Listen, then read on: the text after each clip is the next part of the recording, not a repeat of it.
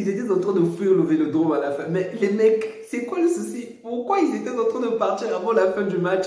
Le Vélodrome qui est toujours au feu à la fin. Ils ont commencé à fuir le Vélodrome comme la peste. Ah, salut les amis, j'espère que vous allez bien. J'espère que vous vous êtes également régalés lors de ce match entre le PSG contre Marseille. Oh, les Marseillais sont nuls. Ils sont nuls, les amis. Ils sont tellement nuls. Même chez eux, ils se font taper comme ça par un adversaire comme le PSG. Sincèrement, c'est vrai qu'en première période, j'étais vraiment en colère. Vraiment, j'étais en colère contre certaines décisions arbitrales. Mais à la fin, oh, c'était tellement apaisant, c'était tellement réjouissant de voir Marseille se casser la gueule comme ça. En fait, dans mon entourage, j'ai énormément de supporters marseillais. Je n'ai vraiment pas un supporter parisien. Donc, lorsque Marseille gagne, même un petit match, on a l'impression que c'est la Coupe du Monde. Vraiment, je ne me repose pas. Même si de l'autre côté, le Paris Saint-Germain gagne, on a l'impression que Marseille a remporté une compétition. Donc là, vraiment, je suis tellement content de voir Marseille se casser la gueule contre le Paris Saint-Germain, en plus à domicile. On les a vraiment éteints. Revenons d'abord par rapport à la situation du match. Sincèrement, je n'ai pas compris qu'est-ce que l'arbitre avait aujourd'hui. Surtout, je répète, en première période, on avait vraiment l'impression qu'il n'avait pas du tout le contrôle. Et ça s'est fait remarquer avec tous les cartons jaunes qu'il a donnés. La moindre erreur, carton jaune. La moindre opposition, carton jaune. Ça n'a aucun sens. Tu es un arbitre, parle d'abord, parle. Et de l'autre côté, il n'y avait pratiquement pas de carton. La première faute sur Beraldo est compréhensible, carton jaune. Mais la deuxième faute, mais dans quel championnat on cible ce genre de faute? Dans quel championnat? Épaule contre épaule, il exclut le joueur avec un carton rouge directement. Déjà, même un jaune, c'est affolant. Mais le mec ose donner un carton rouge. Je n'ai vraiment pas compris cela. Alors là, vraiment pas compris. Heureusement, et sur Prime, ceux qui ont suivi le match sur Prime Sport, même pendant la pause, ok, on a interrogé, déjà les journalistes n'étaient pas d'accord avec cette action. On a également interrogé deux anciens défenseurs de l'OM. Même eux, ils n'ont pas compris cette action. Ils n'ont pas compris pourquoi on a sanctionné Beraldo d'un carton rouge. Même un carton jaune, c'était vraiment pas possible pour eux. En tout cas, l'arbitre était dans les nuages, sincèrement. Donc pour moi, c'est la décision qui a vraiment gâché ce match. Mais au final, on a quand même assisté à de très bonnes choses de la part du Paris Saint-Germain parce que une fois que le Paris Saint-Germain prend le carton rouge, ils vont décider de garder la balle jusqu'à la fin de la première période. Et en deuxième période, alors que Marseille est supérieur numériquement, on a assisté à un véritable renversement. Déjà, avant que la première période se termine, revenons d'abord à une chose que je n'ai vraiment pas compris avec les Marseillais. Mais c'est quoi cette mentalité à deux balles? L'adversaire décide de préserver la balle en attendant la fin du match.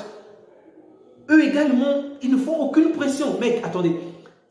On joue chez vous, vous êtes supérieur numériquement. Le PSG décide de garder la balle en attendant les dernières minutes du match. Eux également, ils attendent, ils patientent. Aucune pression. Je n'ai vraiment pas compris. Je me suis dit quoi? Ils sont épuisés également. Mais ça n'avait aucun sens. Donc, en gros, ils ont laissé le Paris Saint-Germain terminer la première période dans ces conditions, en espérant revenir en deuxième période avec plus de force, plus de zèle. Alors que du côté du PSG, il y avait cette colère-là. On l'a vu dans les vestiaires que, en fait, cette injustice-là les a mis en branle. Et en deuxième période, il y avait une claire domination du PSG, vraiment une claire domination du PSG, avec la pression, les combinaisons. On avait même l'impression que c'était le PSG qui était supérieur numériquement à Marseille. Ça n'avait vraiment aucun sens, vraiment aucun sens. Excellent match de Donnarumma, vraiment Donnarumma m'a sorti aujourd'hui encore une masterclass, bravo à lui. Et ça se fait remarquer depuis que, il s'appelle comment déjà, Tena est là. Depuis qu'on avait fait rentrer Tena, on a vu de quelle manière, après son retour, il sort de meilleures performances. Là, une rivalité positive améliore les gardiens. Vraiment, très bon match de Donnarumma. L'autre joueur que j'ai également trouvé excellent aujourd'hui, c'est Vitinha. Oh, Vitinha. Mais qu'on le laisse en 8, sincèrement, il est peut-être assez bon en 6, assez débrouillard, mais qu'il soit devant, qu'il passe en 8. David Ruiz n'a pas le niveau, c'est ça la réalité. Mettez nos Vitinha en 8, mettez Ugarte en 6 et Zahir Emery juste à côté. Vraiment, qu'on nous sorte David Ruiz parce qu'il n'a pas le niveau. Tandis que Vitinha, il nous sort de masterclass. Lorsqu'il joue à sa position, il est bon. Il est très très bon même. Vraiment excellent match de la part de Vitinha. Pour moi, il est de très loin l'homme du match avec Donnarumma. Bon, c'est un peu difficile entre les deux. Les deux ont fait un bon match. En défense également, je vais citer Danilo. Ok. Donc Danilo, une fois encore que j'ai trouvé qu'il m'a sorti vraiment une masterclass. C'est vrai qu'il a commis deux petites fautes pendant le match, mais bon, dans l'ensemble, c'était très bon de la part de Danilo. Vraiment, bravo à Danilo pour ce match-là. L'autre joueur qui m'a quand même frustré, il faut le dire, c'est Ousmane Dembélé. Dribbler, c'est bon. Effacer les joueurs, se lancer tout seul, c'est bon. J'ai l'impression que c'est le mec qui peut abattre tout le monde, mais au final, la dernière action, il n'est toujours pas capable. Pourquoi défendre sur Dembélé? Vraiment, ce n'est même plus la peine de défendre sur Dembélé. Laissez Dembélé effacer tous les joueurs, mais au final, il n'arrivera pas à marquer par lui-même. La passe, il peut la faire, mais marquer, il ne sait pas. Vraiment, Dembélé doit vraiment s'améliorer dans le dernier geste.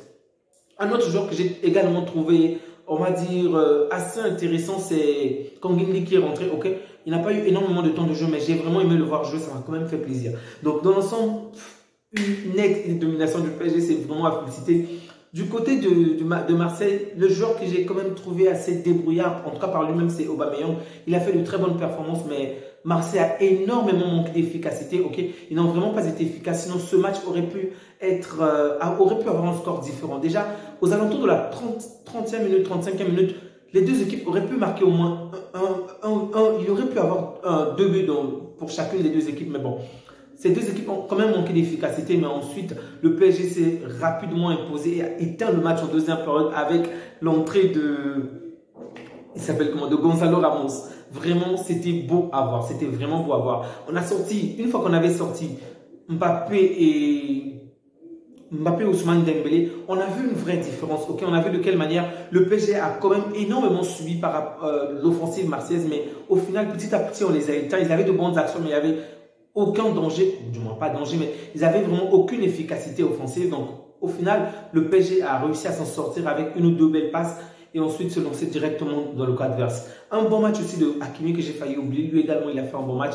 Bravo à lui, vraiment bravo.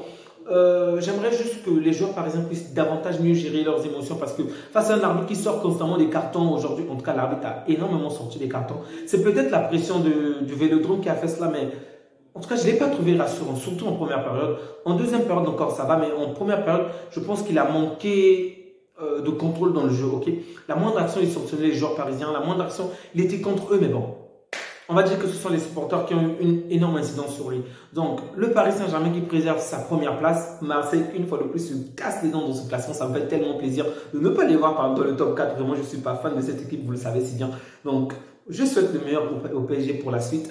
En attendant, je crois que Kylian Mbappé et Dembélé qui ont été remplacés, on les a préservés pour le prochain match de la Coupe.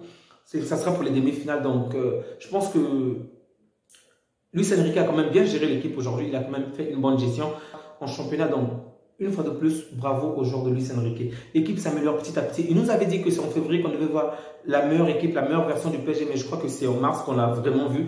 Et pratiquement fait mars. J'espère juste que cette équipe va progresser. Contre le Barça, on va se casser la gueule, mais contre le reste des équipes, va nous montrer de meilleures performances. Donc, bravo à eux.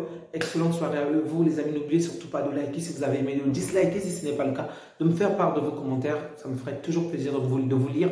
Prenez bien soin de vous ainsi que des vôtres et que Dieu vous garde. Ciao.